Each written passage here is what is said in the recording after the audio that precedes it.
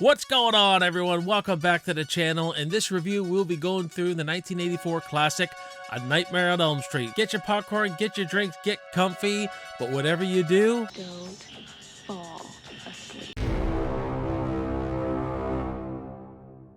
A Nightmare on Elm Street was released in 1984, written and directed by Wes Craven and starring Heather Langenkamp, Robert Englund, and John Saxon. Hey everyone, welcome back to Backtrack Cinema. My name is Jason, and before we get into the review of Nightmare on Elm Street, let me know in the comments below what you think of A Nightmare on Elm Street, and also let me know what your favorite Nightmare on Elm Street movie is, and we'll have a blast talking about it in the comments below. Also, guys, this channel is a proud sponsor of the Overlook Drive-In, brought to you by the Fandom Empire YouTube channel. They do plenty of horror content and plenty of fandom style content, whether it being Halloween, Nightmare on Elm Street. They do some Game of Thrones, just all stuff that deals with heavy fandom. So guys, you know, when I think of Nightmare on Elm Street, 4 words really come to mind: creativity, unique, terrifying, and unsettling. Wes Craven just came up with something that was so genius at the time and so creative and terrifying. Absolutely terrifying, creating this iconic villain of Freddy Krueger who can come into your dreams and haunt them. Just fantastic stuff, way ahead of its time. And also by this time, the slasher genre by this time was running its course. It was starting to get really repetitive. I mean, Michael Myers was dead. They killed Jason Voorhees in final chapter. Supposedly, we know he came back, and it was time. We needed a new villain. We needed something new, and Wes Craven just breathed new life into this genre with this character of Freddy Krueger. It sounds silly on paper, maybe. No one wanted to take this. No one wanted to touch this project because it didn't sound scary because of the dreams. Everyone thought that, well, no one's going to take it seriously if it's just a guy in your dreams. But dreams feel real. When you wake up from a nightmare, it feels so real that you're in sweats and you're terrified, and it takes you like, there's almost this after effect that it takes you a while to come back. Wes Craven was tapping into something that was just so unique. So teenager Nancy Thompson must uncover the dark truth concealed by her parents after she and her friends become targets of the spirit of a serial killer with a bladed glove in their dreams. So let's start with Freddy Krueger. I mean, Freddy Krueger is just an awesome character that has just ingrained itself in our pop culture for so many years now. Now, he did get goofy and clowny and crazy throughout the course of this series, but he was quite terrifying in this film. He's so different than the other slasher villains we have seen, like in Jason and Michael. There are more silent killers. This is Freddy just like relishes in this idea of terrifying you. He doesn't go for the kill. He takes his time. There's a build up to it. He gets you so damn scared that you're almost ready just to give in to him. You've had enough. Watch this.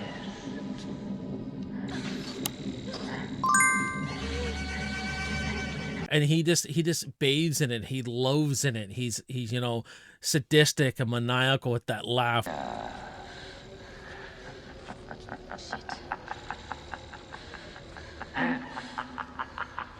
Just playing with you. This is the way Robert Englund did this, created this character with his voice, with his physicality. He just went, as an actor, he goes to that dark place that you have to go to play a character like this. If we could start just with his overall look, like the red and green sweater, the brown dirty fedora, you know, the glove. Just look at this thing, guys. Look how unique this thing is. You know what I mean? It's just, it's a fantastic, unique idea. And what makes it, sets it apart, it's still a blunt edge weapon, but he wears it.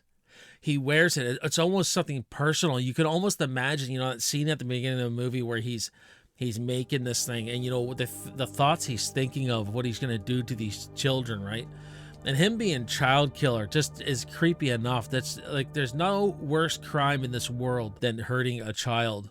That just brings this level of creepiness and fear to a whole new level. And just his physicality, this the way he, you know, cocked his head down, and he really creeped slowly. The way he'd drop his shoulder because that glove was so heavy, like an old gunslinger, right? He brought some great physicality to this role. The way he moved and the way he just never did anything too fast. You know, when he comes around that wall in Tina's death, like Tina's dream sequence for the first time, and you see the shadow cast on his wall, this watch, he doesn't really rush around the wall. He kind of comes and stops. And then, you know, he's got that great moment where he's just kind of almost look like he's floating. He's just like, Tina. just laughing and cackling, just scaring the hell out of you. And, you know, the way he would just slowly take his the knives, run them along the pipes, and telling Nancy, "I'm gonna get you," doing things very slowly. Does he do things in a hurry when he has to? Absolutely, he does. But he just has this way with his physicality, the way he's talking and everything. Like when he's got Nancy by the throat and he's just moving the claws like this, like, you know, he's savoring that fear. He just loves it. You know what I mean? Just absolutely loves it. And what he does with his voice in this really listen to his voice. I just love how he shouts out like, Tina. He's like, Tina. He goes up and down with his voice, and he'll do the odd one where he goes, Tina. Tina.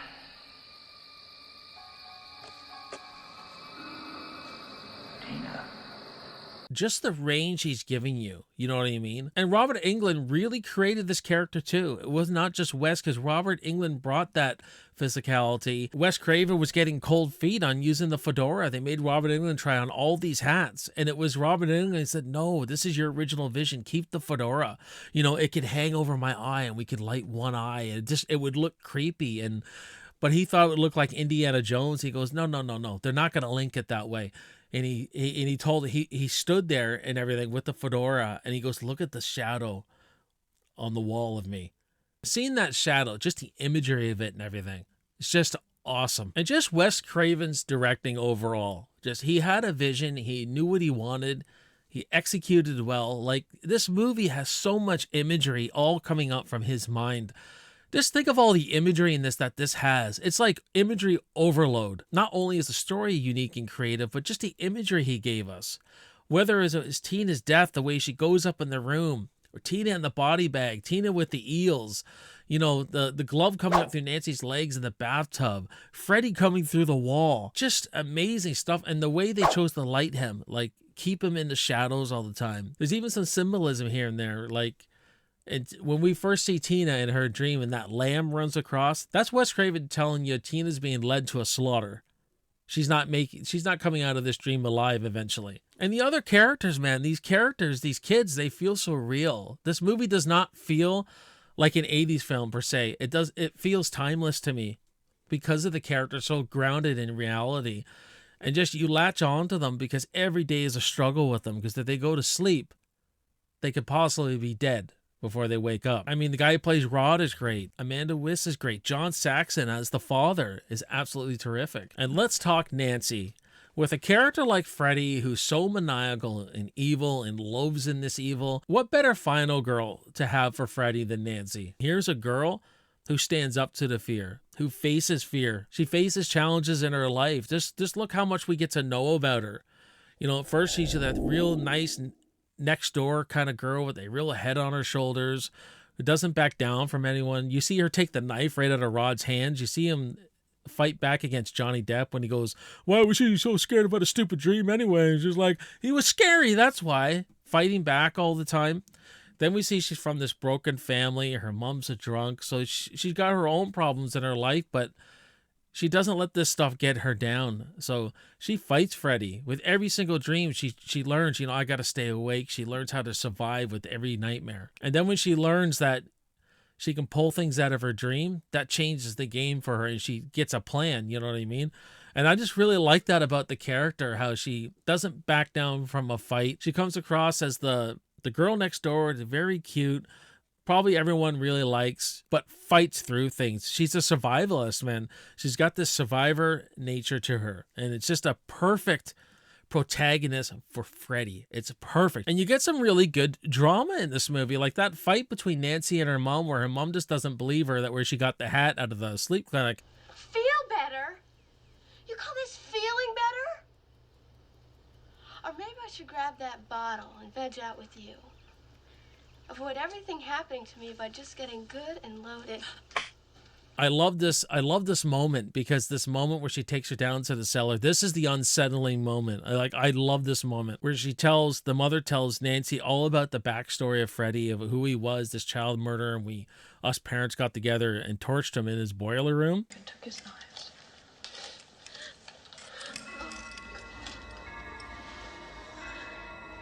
And then when she pulls the glove out and you hear that music, it's unsettling because now Nancy's like, this is what I've been dreaming. This is freaking real, man.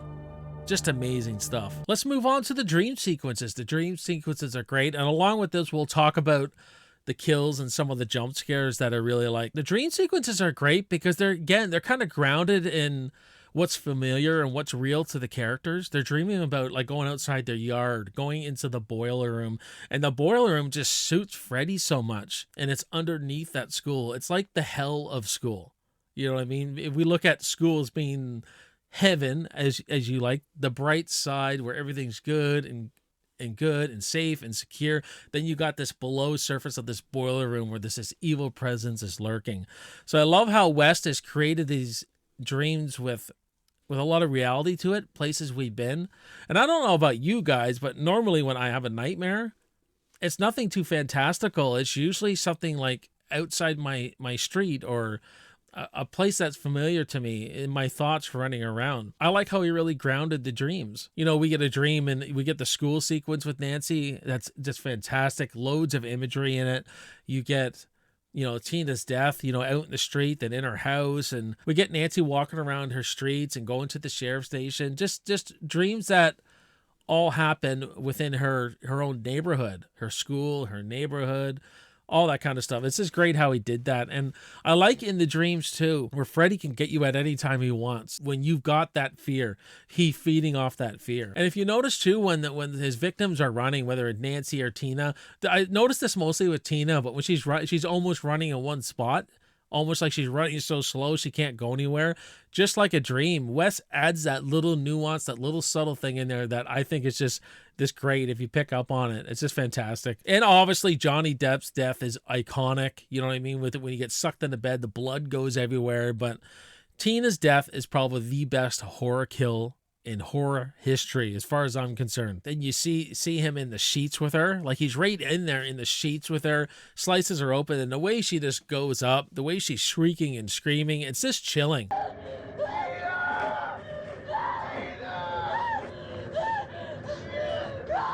Such a chilling movie overall, but this scene is so chilling. You know, you set the right atmosphere to watch this movie, you'll truly have a terrifying experience. If you watch it in a dark, cold basement, you know, even on VHS, it would even be better. You're going to get the chills, man. Trust me, you're going to get some chills. This movie suits that atmosphere really well. You do get some really decent jump scares in this. You know, one where Nancy thinks she brought Freddy out into the real world, and they pause a bit and he comes out from the freaking bed. That's a really good one. Where Tina's trapped in front of the boiler room, you just see Freddy come up behind her. Two excellent jump scares in this one with those two. I think really work even today. And the music, guys, the music is absolutely fantastic. It has this twisted lullaby, evil circus kind of feel to it. Charles Bernstein did the music here. When he wrote this melody, the main melody of Nightmare on Elm Street, there are notes from a musical technical point of view that are not supposed to go together. These notes are not supposed to go together, and that's why it works so well, because it's so unsettling and creepy because of that, because it goes against the laws of musical theory, you know what I mean? And I just like how creepy it is, and then it has these 80s synthesizers that's really good in the music too. But it's the kind of soundtrack that, especially the main melody, it gets to you. It's unsettling. You watch this, listen to this in the dark. My blood pressure actually starts going up. My heart rate actually starts going up when I listen to this. And there's a lot of horror soundtracks I like, but none of them do that.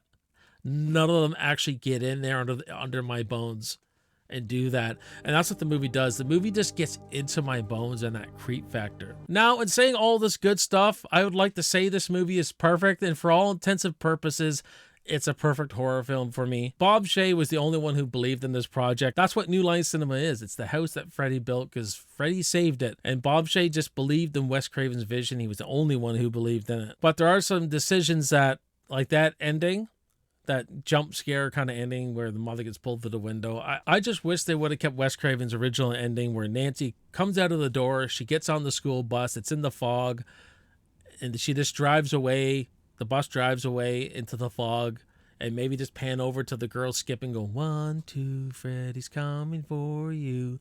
Just still have that ominous editing, but still serve Nancy's character arc of defeating the evil, because that's what she does, right? She turns her back on it and defeats evil, faces it down. Brilliant stuff. But I just wish it would have more had that ending than the ending we got. It just brings it down a bit. And there are only a few dated things in kind of the effects and things I look at when I watch it. I'm like, it's kind of dated. Like when Tina pulls the flesh off Freddy's face and you just see that skull and he's like, ah! That's a little dated for me now. And when Nancy goes up those stairs and she's sinking into the steps with that gooey stuff, that's a scene I always just never really cared for. And I think that was out of Rob Shea's nightmares or something like that. So nitpicking, guys. I really am nitpicking here. So I'm going to give the original Nightmare on Elm Street an A-. It's an all killer, no filler. Well, that's going to do it for me, guys, on this review. Please subscribe to the channel if you haven't already. Hit the notification bell so you don't miss out on any future content or any future Nightmare on Elm Street movie reviews. And if you like this video, then check out the other related videos down below. I'll post them below. My name is Jason. This is Backtrack Cinema, and I will see you on the next video, and I will see you in the movies, man. Cheers.